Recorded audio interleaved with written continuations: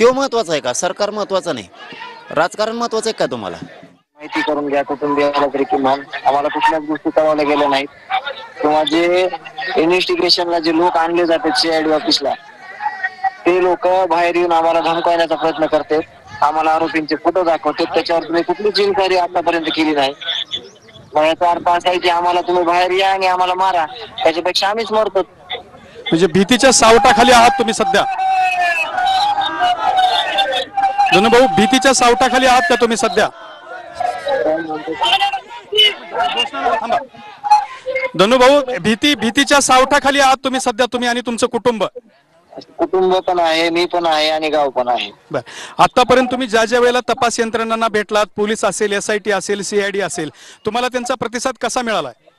मला एकदाही इन्क्वायरीला आतापर्यंत कुठंच बोलवलं गेलं नाही जॉबच्या व्यतिरिक्त. म्हणजे माझ्याकडे काही माहितीच नाही का आरोपीविषयी. तुम्ही किती वेळा त्यांना विचारणा केली, त्यावेळेला त्यांचा प्रतिसाद काय होता? मला विचारायची गरज नाही, मला काय विचारलं गेलं नाही आतापर्यंत की काय. तुम्ही जबाब जो दिला होता, तर तो जो जबाब दिला होता त्या जबाबाच्या अनुषंगाने तपासामध्ये काही त्यांनी नाही, त्याचा विचारच केला गेला नाही तुम्ही.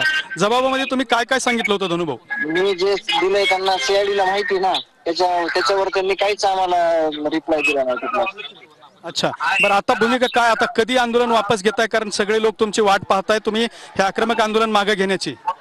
मला अस्वस्थ वाटतंय जास्त. बघताय माझं, मी काल दिवसभर काहीच खाल्लं नव्हतं. मी रात्री 12 वाजता थोडंसं खाल्लेलं रात्री, आणि सकाळपासून पण काही खाल्लं नाही. मला न्याय मिळवताना ही परेशानी होत असेल, त्याच्यापेक्षा मला मरण म्हणजे सोपं वाटायला.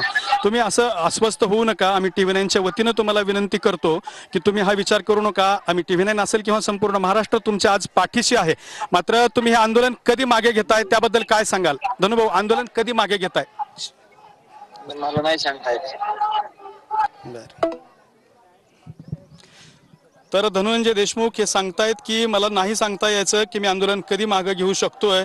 मात्र मी काल रात्री थोडंसं जेवलेलो आहे, अजिबात मी जेवण केलेलं नाही, त्यामुळे माझी प्रकृती अस्वस्थ आहे, असं धनंजय देशमुख यांनी या ठिकाणी सांगितलेलं आहे. मला जर का एवढं चांगलं वागून न्याय मिळत नसेल तर मला मृत्यू बरा वाटतोय, अशी अस्वस्थ आणि वैफल्यग्रस्त प्रतिक्रिया जी आहे ती धनंजय देशमुख यांनी दिलेली आहे. हे खरं तर संताप आणणारी बाब म्हणावी लागेल, कारण धनंजय देशमुख यांना पाण्याच्या टाकीवरती चढून या ठिकाणी अशा पद्धतीने आंदोलन करावं लागतंय. खाली सगळे गावकरी जमलेत, त्या ठिकाणी पोलिसांचा गावकऱ्यांसोबत संवाद जो आहे ते सुद्धा सुरू असल्याचं पाहायला मिळतंय. दुसरीकडे धनंजय देशमुख आणि त्यांचे 2 सहकारी पाण्याच्या टाकीवरती बसून आहेत, त्यांना बोलणं सुद्धा शक्य होईना गेलंय. तरीही 2 ते 3 वेळा TV9 वरती आपण धनंजय देशमुख यांना बोलतं करण्याचा प्रयत्न केलेला आहे.